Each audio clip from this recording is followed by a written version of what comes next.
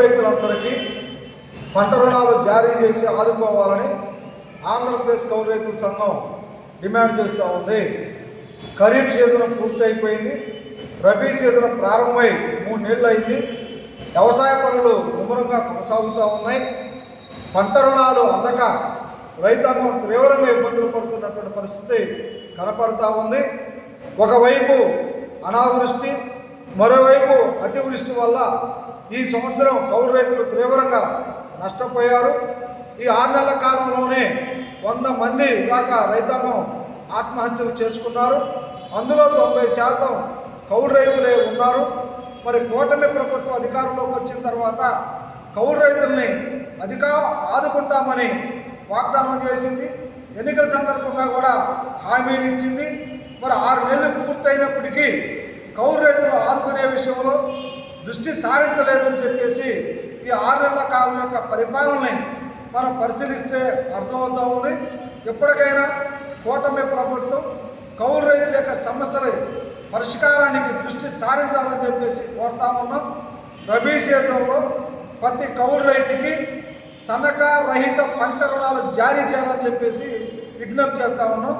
ఇటీవల కాలంలో reserve bank of India సమీక్షా సమావేశాల సందర్భంగా మరి ఆంధ్రప్రదేశ్లో కానీ ఇతర రాష్ట్రంలో కానీ కౌలు వ్యవసాయం చేసే రైతులందరికీ తనఖా రహితమైనటువంటి పంట రుణాలు 1,60,000 నుంచి 2 లక్షల రూపాయల వరకు పెంచుతున్నామని, కౌలు రైతులు ఉదారంగా రుణాలు తీసుకోవచ్చని చెప్పింది.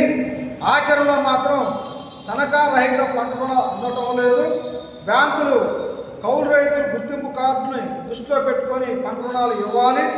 అలా కాకుండా పట్టాదారు పాసు పుస్తకాలు, 1B, అడంగులు తదితర డాక్యుమెంట్లన్నీ ఇవ్వాలని, అదేవిధంగా మరొక రైతులు వచ్చి హామీ ఇవ్వాలని చెప్పి కౌలు రైతులకి రుణాలు ఇవ్వకుండా చాలా నిర్లక్ష్యంగా వ్యవహరిస్తూ ఉన్నారు. మరి ఒకవైపు రిజర్వ్ బ్యాంక్ ఆఫ్ ఇండియా ఆదేశాలు జారీ చేస్తున్నామని చెబుతూ మరోవైపు ఆచరణలో రుణాలు ఇచ్చే విషయంలో ప్రభుత్వం తగిన శ్రద్ధ చూపటం లేదనేది స్పష్టంగా తెలుస్తూ ఉంది. నిజంగా కౌలు రైతుల మీద ఈ రాష్ట్ర ప్రభుత్వం చిత్తశుద్ధి ఉంటే, వాళ్ళు ఆదుకోవాలని ఆలోచన కనుక ఉంటే తక్షణమే రబీ సీజన్లోనైనా కౌలు రైతులకి తనఖా రహితమైనటువంటి పంట రుణాలు ఇచ్చి ఆదుకునేదాని కోసం చర్యలు చేపట్టాలని మేము కోరుతా ఉన్నాం. మేము అధికారంలోకి వచ్చిన వెంటనే నూతన కౌలు రైతుల చట్టం తీసుకొచ్చి కౌలు రైతులకి మరి ఎటువంటి భూ యజమానులతో సంబంధం లేకుండా గ్రామ సభల్లోనే కౌలు గుర్తింపు కార్డులు జారీ చేసే విధంగా చట్టం తీసుకొస్తానని చెప్పారు. కానీ ఇంతవరకు ఆ చట్టం రూపకల్పన జరగలేదు. ఆ దిశగా కూడా అడుగులు వేస్తున్నట్టు కూడా స్పష్టంగా కనపడతలేదు. మరి రాష్ట్ర ప్రభుత్వం ఎన్నికల సందర్భంగా చేసినటువంటి వాగ్దానాలు, అధికారంలోకి వచ్చిన తర్వాత ఇచ్చినటువంటి హామీలు ఏదైతున్నాయో దాని ప్రకారం సూపర్ 6లో భాగంగా కౌలు రైతులందరికీ మరి అన్నదాత సుఖీభావ పథకం కింద ఇచ్చేటువంటి 20,000 రూపాయలు తక్షణమే ఇచ్చి ఆదుకోవాలని, మరి రిజర్వ్ బ్యాంక్ ఆఫ్ ఇండియా ఆదేశాల ప్రకారం తనఖా రహిత పంట రుణాలు ఇచ్చేదానికోసం ప్రణాళికలు రూపొందించి అమలు చేయాలని మేము రాష్ట్ర ప్రభుత్వం డిమాండ్ చేస్తామున్నాం.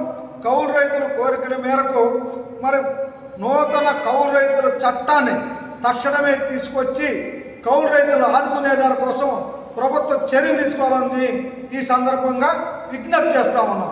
నా పేరు పి. జమలయ్య, ఆంధ్రప్రదేశ్ కౌలు రైతుల సంఘం రాష్ట్ర ప్రధాన కార్యదర్శి.